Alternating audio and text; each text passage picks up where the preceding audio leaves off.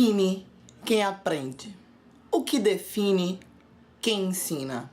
Qual é a diferença entre o estudante e o professor? O que separa esses dois?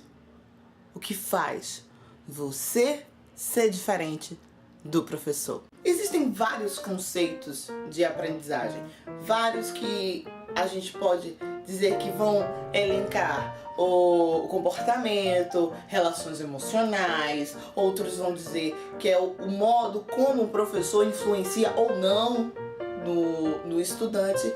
Mas se a gente fosse pegar um conceito mais geral sobre o que é aprendizagem, a gente poderia dizer o seguinte: aprendizagem é uma mudança no comportamento, e essa mudança ela tem influência tanto do emocional, como das relações sociais, como das relações ambientais. Obviamente a gente vai ter a influência, claro, neuronal do cérebro, porque se a pessoa tiver algum probleminha neuronal, óbvio que essa aprendizagem não vai seguir o curso natural, o curso que a gente coloca para a maioria das pessoas, e ela vai precisar de uma atenção diferenciada na hora da sua aprendizagem. Nem todo mundo aprende do mesmo jeito.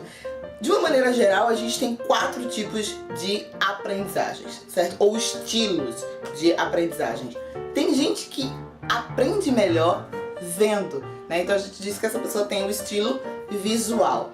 Então essa pessoa, ela olha para imagens, olha para gráficos, diagramas, e ela consegue entender, ela consegue aprender apenas olhando. Ela observa aquilo e ela consegue. Um outro tipo de aprendizagem é a auditiva.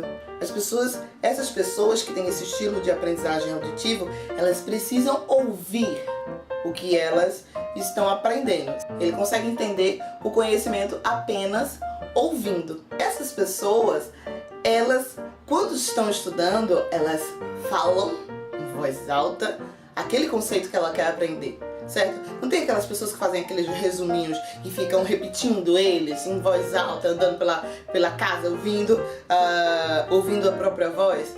Elas assim aprendem, porque na hora que ela precisar daquele conceito, é como se ela buscasse a gravação da voz e ela conseguisse ouvir o conceito que está guardado na memória dela. Tem outras pessoas que aprendem se movimentando, certo? São aquelas pessoas que elas não conseguem ficar paradas, elas estão estudando, mas elas estão lendo um livro, e aí elas estão andando, elas estão se mexendo, elas não conseguem ficar paradas na hora que elas estão estudando. Essas pessoas, a gente diz que elas têm o estilo ou o tipo de aprendizagem sinestésica. Elas não conseguem ficar paradas por muito tempo, mas elas conseguem aprender desse jeito. E tem outras pessoas que são do tipo tátil. Como é isso? Elas conseguem aprender quando elas estão fazendo as coisas, certo? Tipo, ela consegue compreender quando ela faz um modelo do conhecimento que ela tá querendo entender. Então aquelas pessoas que precisam pegar para poder entender, tipo, é aquela, deixa eu ver, e ela precisa pegar. Ela precisa pegar para poder entender como é que aquilo funciona. Tem algum estilo que é melhor que o outro? Não. Cada um tem o seu. Tem pessoas que aprendem de uma dessas maneiras, ou a combinação de alguma dessas maneiras, alguns desses estilos. Não é obrigatório um que é visual, ele não aprenda fazendo, por exemplo. As pessoas não precisam ter um único estilo, elas podem ter a combinação de 2 mais, ou quem sabe todos os estilos. Cada um tem o seu jeito de aprender. E que áreas do cérebro são acionadas na hora da aprendizagem? Vai depender do estilo, né, que você tenha de aprendizagem. Mas com certeza, todas, independente do estilo que você tenha, todas elas vão acionar o hipocampo. O hipocampo é uma área do cérebro que é relacionada com a memória. Então a gente precisa guardar aquela informação. Então o hipocampo vai guardar aquela informação para você. Uma coisa que é importante que a gente tem que ter quando a gente fala de aprendizagem é que errar faz parte certo? Tentar e errar é completamente normal para aprendizagem. A gente aprende errando. Esse é um ditado que faz todo sentido na hora da aprendizagem. Por quê? Porque na hora que a gente está aprendendo uma coisa e a gente põe à prova esse conhecimento, seja no exercício, seja na prova, seja no teste, de alguma maneira a gente está testando aquele conhecimento, a gente estabelece conexões neurais para aquele conhecimento. E quando a gente erra, a gente percebe que parte da conexão foi errada. Então a gente conserta, a gente vê como é que faz o certo.